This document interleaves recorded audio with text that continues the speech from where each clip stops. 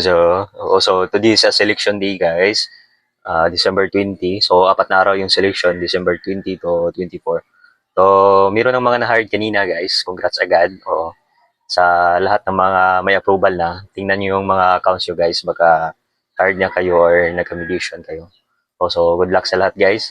So, yung selection, 4 na araw.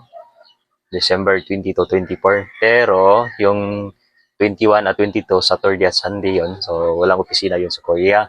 So, tingnan natin guys kung may mga hard ba doon. Oo. So, good luck guys sa lahat ng may approval na. Sa lahat ng wala pang approval, so hintay-hintay lang tayo. Sa mga na-resend din.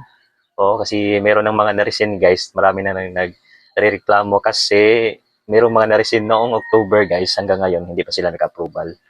So, meron ding sabi-sabi na third batch na nag-approval na. So, sabi nila saan daw yung hostesya doon kasi yung mga na-recent first batch at second batch ng October pa pero wala pang approval. Saka meron na daw third batch na may approval na.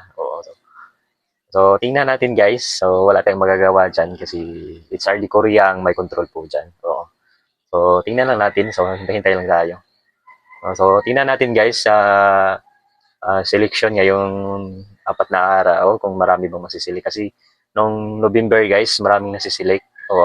Sabi ni Sir Kevin Lee, yan, nasa 600 plus din yung mga nasiselect nung November guys. So 4 na araw din yon. So ngayon 4 na araw din. So tingnan natin guys. So sa mga nasiselect na kanina, congrats po sa lahat ng masilik ngayong araw. Congrats po sa lahat.